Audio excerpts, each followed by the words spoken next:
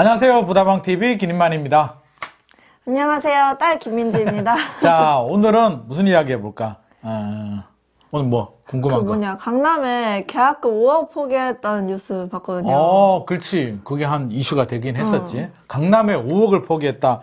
이게 무슨 일일까? 진짜 완전 개꿀 아닌가? 땡 잡았네, 진짜. 땡 잡았지. 5천이 뭐야? 500 벌기도 힘든데. 그니까. 5억이 뚝 떨어졌다. 근데 이거는 따져봐야 되지. 우리 5억을 포기했다는 얘기는 우리 500도 포기하기 싫은데 500이 뭐야? 5만 원도 아까운데. 난 5천 원도 아까워. 5천 원 더 너무했다. 택시 안 타도 되는데. 자, 그럼 5억을 왜 포기했을까를 따져봐야지. 그냥 자선 사업을 하는 게 아니잖아. 그러니까 왜 이런 일이 발생했을까를 좀 따져봐야 되는데, 자, 이게 강남에 도곡 렉슬이라는 아파트가 있어. 도곡 렉슬? 도곡 렉슬. 이게 2006년도에 지은 아파트인데 한 3,000세대가 좀 넘어. 3,003세대인가? 뭐 3,000 얼마지? 3,002세대. 3,002세대 아파트인데 도곡 주공 아파트를 이제 재건축해서 2006년도에 지은 아파트인데 이게 50평 아파트. 50평? 크지? 큰 아파트인데 5개월 전인가? 5월 달에 계약을 한 거야. 49억 4천만 원에. 계약을 했는데 이제 세월이 지났지. 시간이 지났는데 그럼 계약금을 몇 프로 내? 우리가 계약을 하면.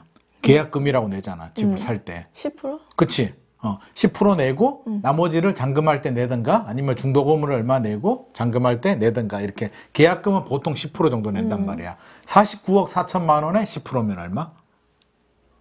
5억? 그 대략 5억 정도 되지. 10% 계산하라니까 막 당황한다, 이제. 자, 대략 5억 되지. 4억 9,400만 원이니까 우리 계산하기 편하게 5억인데 계약금 5억을 포기해버렸다는 거지. 이 사람이 왜 포기했을까? 왜 잔금을 못 구했나? 그러니까 일반적으로는 이제 잔금을 못 구하면 포기할 수도 있잖아. 하다가 도저히 돈이 마련이 안 돼. 대출이 안 나온다든지 아니면 뭐 부모님이 빌려주기로 했는데 안 빌려줬다든지 문제가 생기면 울며 겨자 먹기로 이제 5억을 포기하는데 지금은 그런 경우는 아니고 요즘 부동산 시장 분위기 어때?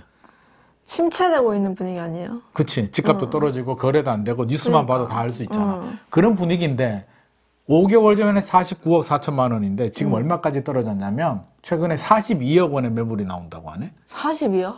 42억. 그러면 우리가 항상 뭘 할 때 역지사지를 좀 할 필요가 있거든. 자, 집을 산 사람이 있고 집 주인이 있단 말이야. 이거 같은 경우는 집을 산 사람이 민지가 집을 산 사람이야. 아빠가 집 주인이야. 도곡 렉스. 민지가 이 집을 살게요. 49억 4천만 원에. 아빠한테 4억 9,400, 대략 한 5억 정도 돈을 줬어. 근데 민지가 포기를 했단 말이야. 자, 왜 포기를 했을까? 생각해보면 지금 이 집이 아니라, 아빠 집이 아니라 다른 집은 아빠 집은 49억 4천에 샀잖아. 다른 집은 42억에 나왔잖아. 그럼 5억 포기하고 그거 사는 게 더 이득 아니에요? 그렇지. 49억 4천에 5억 포기하면, 4억 9,400 포기하면 얼마야? 44억 정도 되잖아. 44억 4천만 원 정도 되나? 대략? 44억? 아무튼 대략 그 정도 되잖아. 그러면 5억 원을 포기하고 날려버려도 42억짜리를 사면 이걸 그대로 계약하는 것보다 유리할 거 아니야? 또 유리, 한 2억 유리하나? 그치. 한 2억 4천? 대략 한 2억 정도 먹는 거잖아. 그러니까 민지 같은 경우는 이게 사실은 5억 포기한다라고는 하지만 더 유리한 선택을 하기 위해서 포기를 한 거지. 유리한 거지. 그럼 집주인 입장에서는 5억 먹었으니까 개꿀일까? 글쎄. 그래도 5억 먹으면 개꿀 아닌가?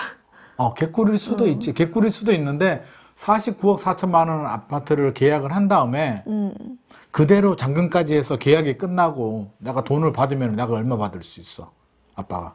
49억? 49억 4천만. 처음에는 10% 4억 9,400을 받고 잔금할 때 나머지 받으니까 아빠 통장에 49억 4천만 원이 딱 들어올 거 아니야. 근데 지금은 계약이 깨져버렸단 말이야? 그럼 5억은 받았지? 나머지 돈은 못 받네. 이제 팔려고 하면은 지금 얼마에 팔아야 돼? 42억에 팔아야 되잖아. 그러면 42억에 5억 더하면 아빠 통장에는 47억. 지금 팔하면 47억밖에 안 들어오지. 그럼 아빠가 집주인 입장에서는 2억을 손해보는 거네. 따지고 보면 손해본 거지.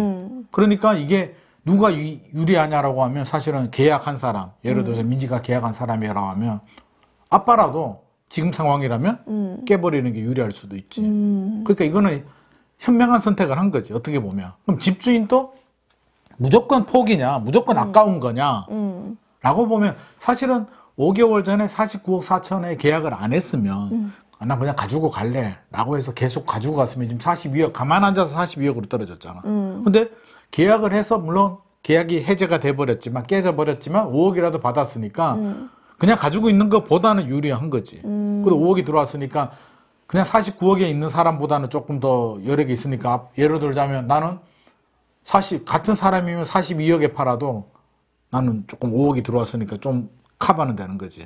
그러니까 안 판 사람보다는 차라리 깨진 사람이 낫다. 5억이라도 받았으니까. 가장 큰 이득을 본 사람은 결국 계약한 사람이다. 이게 그러니까 속내막을 정확히 알아야 돼. 우리가 뉴스만 보면 야 5억 그냥 앉아서 벌었네 라고 하지만 결국 집주인은 자산가치 하락이 됐기 때문에 계산기 두들겨 보면 가장 이득을 본 사람은 집을 산 사람. 계약을 깨버렸으니까 5억 포기하더라도 과감하게 깨버리고 새로운 걸 샀으니까 그 사람이 가장 유리한 거고, 두 번째는 그래도 5억이라도 받은 사람. 제일 안 좋은 사람은 계약도 안 하고 끝까지 버티다가 42억으로 그냥 떨어진 사람, 집주인들. 이렇게 되는 거지. 자, 여기서 궁금한 게 5억을 포기했잖아. 우리가 계약을 서로 계약서를 쓰고 계약을 했는데 냈는 계약금을 포기해버렸단 말이야. 나는 계약금 안 받을래. 계약 안 할래. 이걸 해약금에 의한 해제라고 하는 거야. 해약금에 의한 해제요?